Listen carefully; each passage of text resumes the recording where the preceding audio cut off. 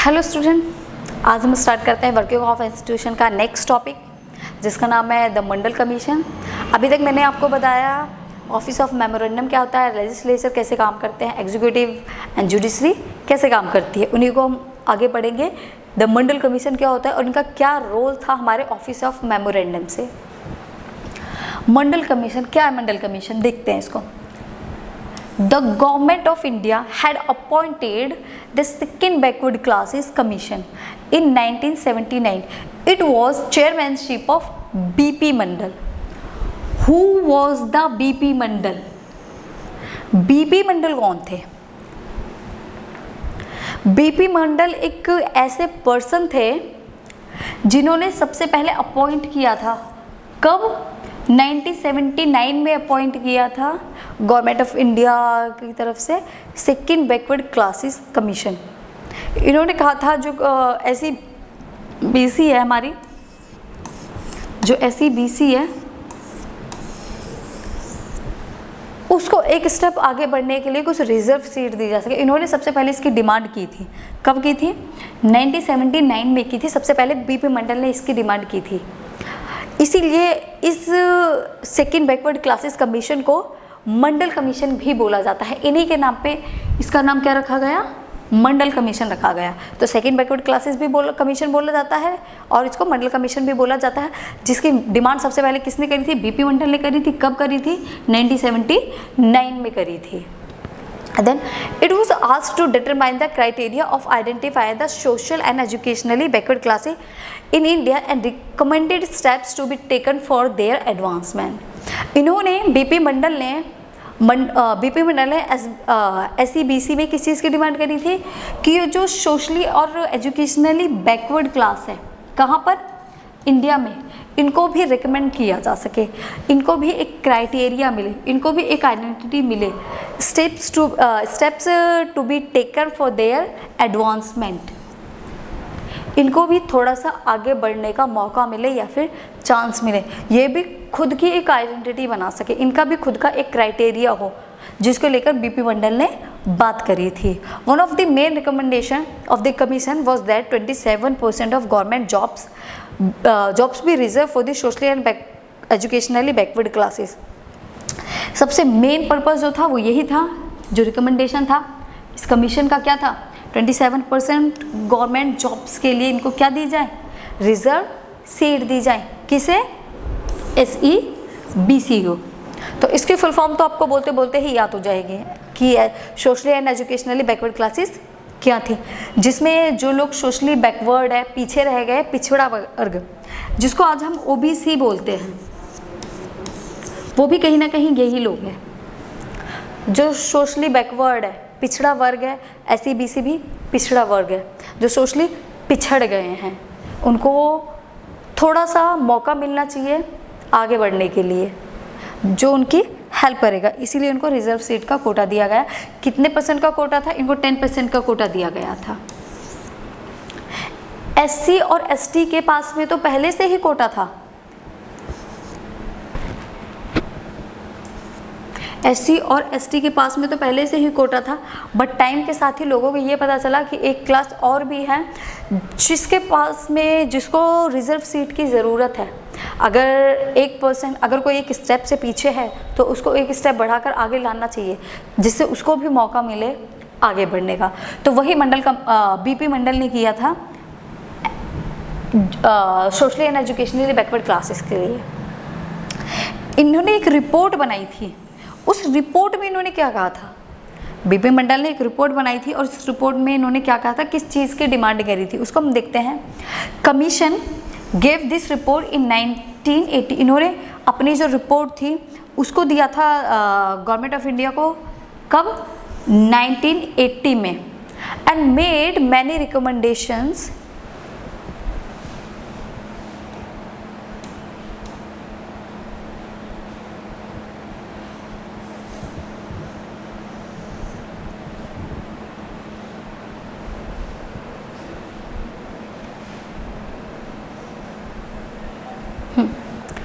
and made many recommendations और उसमें उन्होंने बहुत सारी जो डिमांड्स थी उनको मांगा था कि इनकी जो ये डिमांड है उसको फुलफिल होनी नहीं चाहिए, कुछ चीज़ों के लिए रिकमेंड किया था।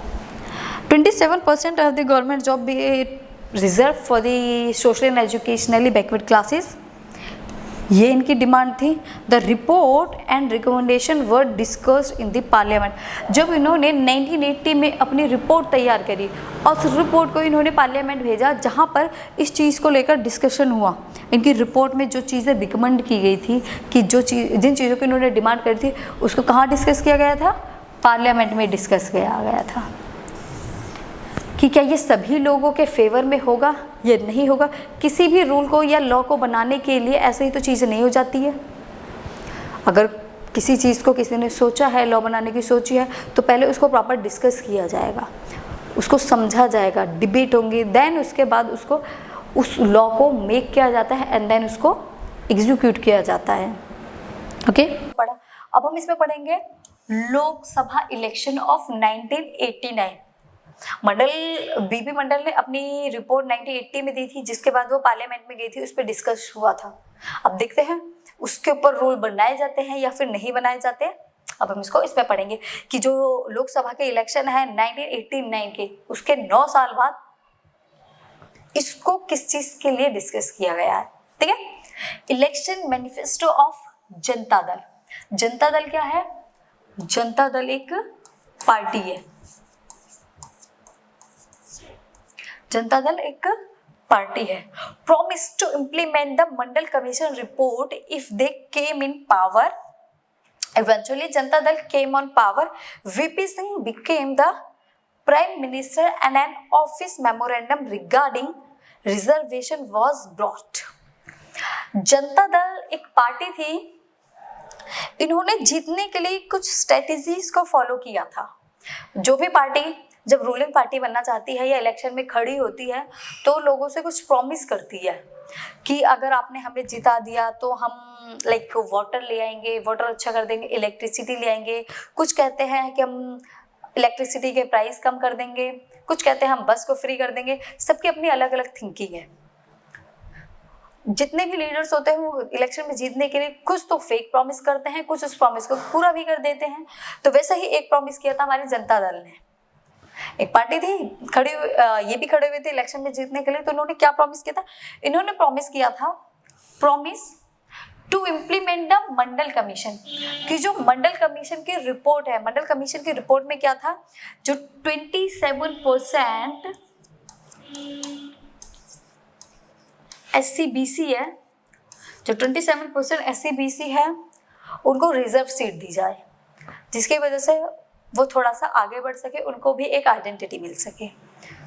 इसलिए उन्होंने ये कहा कि अगर मैं जीत जाऊं इलेक्शन में, अगर आप लोग मुझे जिताते हो तो मैं इसको काम करूंगा और इसको इम्प्लीमेंट कर दूंगा, इसको एक लॉ बना दूंगा, इम्प्लीमेंट हो जाएगा। ये इसको इम्प्लीमेंट करके SC/BC को कुछ 27% रिजर्व सीट्स दी जाएगी। ये मंडल कमीशन की रिपोर्ट में जो डिमांड की थी, जो रिकमेंड किया था, उसको प्रॉमिस किसने किया था? जनता दल ने, कि अगर हम इलेक्शन में जीतते हैं तो हम इस रूल को एग्जीक्यूट कराएंगे। देन इवेंचुअली क्या होता है, फिर फाइनली जो जनता दल है वो पार्टी जीत जाती है, केम ऑन पावर में आ जाती है। और उसके जो नए लीडर बनते हैं वो कौन बनता है? VP सिंह बनते हैं। BP मंडल अलग है और VP सिंह अलग है। ये VP सिंह है और वो BP मंडल है।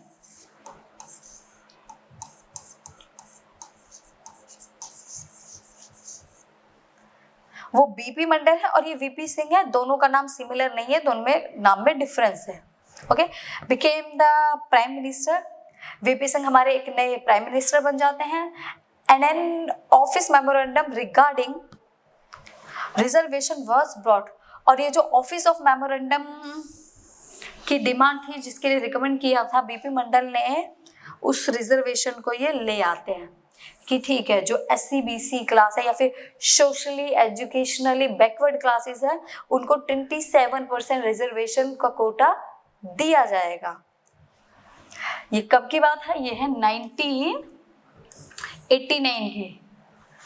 जो रिजर्व कोटा डिमांड किया गया था उसको मान लिया जाता है। जो ऑफिस ऑफ मेमोरेंडम था उसको एग्जीक्यूट किया जाता है, फॉलो कराया जाता है।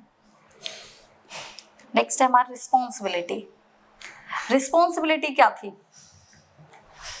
ये जो SC/BC के लिए रिजर्वेशन मांगा था, रिजर्व सीट्स मांगी गई थी, इसकी रिस्पॉन्सिबिलिटी क्या थी? इसकी रिस्पॉन्सिबिलिटी थी, अभी तक तो वैसे हमने पढ़ ही लिया है, फिर भी देखते हैं चलो। To determine the criteria of socially and educationally backward classes, कि उनका जो क्राइटेरिया है उसको फुलफिल किया जाए SC/BC का, SC/BC का, socially and educationally backward classes का। To identify the socially educationally backward classes, उनको आइडेंटिफाई किया जाए, उनको उनकी कुछ पहचान मिले। And then to recommend steps to be taken for the advancement of socially and educationally backward classes, उनको एक स्टेप आगे बढ़ाया जाए, उनको भी चांस मिले कि वो आगे बढ़ सके। ओके, नेक्स्ट टॉपिक है हमारा the decision makers. Decision maker कौन होते हैं?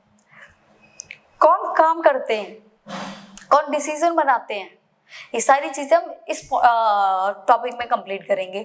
The major decision involve some major functionaries in our country, जितने भी डिसीजन लिए जाते हैं हमारी कंट्री में, उन सब के लिए कुछ फंक्शनरीज होती हैं जो कि काम करती हैं इन आवर कंट्री, हमारी कंट्री के अंदर में। ये सारे के सारे लोग इन्वॉल्व होते हैं। लाइक हमारा पहला है the president is the head of the state and is the highest formal authority in the country. President हमारी कंट्री का हेड होता है। स्टेट का मतलब मैं दोबारा बता देती हूँ, यहाँ पर राज्य नहीं है, क्या है यहाँ पर? कंट्री। कई बार कंट्री को स्टेट भी लिखा जाता है। President is the head of the state and highest formal authority in the country. President हमारी कंट्री का सबसे हेड अथॉरिटी होती है, जिसके बिना किसी भी लॉ को मेक नहीं किया जा सकता। फाइनल जो डिसीजन होता है वो किसका होता है? प्रेसिडेंट का होता है। फाइनल डिसीजन प्रेसिडेंट ही होगा। आप लोगों का होमवर्क है, आप लोग मुझे कमेंट करके बताओगे कि रिसेंटली नाउ प्रेजेंट टाइम में हमारी जो प्रेसिडेंट है या फिर हमारा प्रेसिडेंट है वो कौन है, ये शी कमेंट करना सारे। नेक्स्ट है हमारा Prime Minister is the head of the government and actually exercise all governmental powers. He takes most of the decision in the cabinet meeting. अगर उसी की जगह हम बात करें प्राइम मिनिस्टर की, तो प्राइम मिनिस्टर हेड होता है, बट ये गवर्नमेंट अथॉरिटी का हेड होता है, नॉट कंट्री हेड। कंट्री का सिर्फ एक ही हेड होता है, फर्स्ट पर्सन होता है, वो होता है हमारा प्रेसिडेंट। और जो प्राइम मिनिस्टर होता है, ये हमारी जो पूरी गवर्नमेंट की अथॉरिटी है उस सबका हेड होता है हमारा प्राइम मिनिस्टर। हेड होता है पूरी गवर्नमेंट अथॉरिटी का। और जो एक्चुअल में जो एक्सरसाइज होती है, एक्चुअल में जो काम किया जाता है, वो उन काम को भी कौन करता है? प्राइम मिनिस्टर करता है। जितने भी डिस्कशन होंगे, जितने भी लॉ मेक किए जाएंगे, उस पर जो पहला स्टेप है वो प्राइम मिनिस्टर ही लेगा, बट जो फाइनल डिसीजन होता है वो हमारा प्रेसिडेंट देता है। जो भी लॉ मेक किया जाता है उसको लोकसभा और राज्यसभा सब उस लॉ के फेवर में होने चाहिए। हर एक मेजॉरिटी में उस रूल पे सबको एग्री होना कंपलसरी है, मेजॉरिटी। देन उसके बाद प्रेसिडेंट उस रूल के लिए एग्री होगा एंड देन लास्ट में वो प्रेसिडेंट के पास में जाएगी। सपोज अगर प्रेसिडेंट उस रूल को नहीं मानता है, उसको उसमें कुछ मिस्टेक लगती है, तो वो उसको 14 डेज के अंदर में उसको रिटर्न कर देता है कि आप इसको एक बार चेक करो और इसमें क्या मिस्टेक है उसको सही करो। अगर प्रेसिडेंट को फिर भी लगता है, प्राइम मिनिस्टर को अगर फिर भी लगता है कि नहीं ये सही है, देन वो उसको दोबारा प्रेसिडेंट के पास में भेज देगा कि आपको इस पे सिग्नेचर करने ही करने हैं। तो दो पॉइंट्स हैं, जिसमें फर्स्ट पॉइंट ये है कि प्रेसिडेंट को अगर वो लॉज या रूल्स पसंद आते हैं तब तो वो सिग्नेचर कर दे। जैसे दोबारा प्रेसिडेंट ने भेजा है तो उसका काम है कि वो उस पर सिग्नेचर कर दे। अगर वो उसको पसंद नहीं करता है, उसको अब भी कोई गड़बड़ी लगती है, तो उसको वो अपने पास रख लेगा एंड देन अपने पास रखने के बाद वो उसको रिटर्न नहीं करेगा। और बाद में अगर प्राइम मिनिस्टर को लगता है कि ये लॉ मेक होना चाहिए, इस रूल्स को एग्जीक्यूट कराना चाहिए, इम्प्लीमेंट कराना चाहिए, तो सेम रूल्स के लिए वो दोबारा प्रेसिडेंट के पास में भेजेगा और लास्ट में प्रेसिडेंट को उस पर सिग्नेचर करने ही पड़ेंगे। मतलब एक तरह से अगर हम ये देखें तो मोस्टली जो ज़्यादा पावर है वो किसके हाथ में है? प्राइम मिनिस्टर के हाथ में है। अगर कभी बनने की सोचना ना तो प्रेसिडेंट नहीं, prime minister. Okay, exercise all governmental powers, he takes most of the decision in the cabinet meeting. और जितने भी डिसीजन लिए जाते हैं वो सारे के सारे कहाँ लिए जाते हैं? कैबिनेट मीटिंग में जितने भी डिस्कशन होते हैं उनके सारे के सारे कैबिनेट मीटिंग्स में होते हैं। Parliament it consist of the president and 2 houses, Lok Sabha and Rajya Sabha. The Lok Sabha or the lower house is compose to of the elected representative of the people. अब पार्लियामेंट क्या होती है, पार्लियामेंट कैसे बनती है? पार्लियामेंट 3 चीजों को मिलाकर बनती है। देखो, फर्स्ट होता है हमारा प्रेसिडेंट और उसमें 2 हाउस होते हैं, लोकसभा एंड राज्यसभा। इन तीनों को मिलाकर हमारी एक पार्लियामेंट बनती है। पार्लियामेंट को लोअर हाउस कहा जाता है, ठीक है। The Lok Sabha or the lower house, Lok Sabha को लोअर हाउस कहा जाता है और इसको elected representative of the people, ये elected representative of the people भी होती है। एंड द राज्यसभा, राज्यसभा को अपर हाउस कहा जाता है, represent the interest of the state and union territories.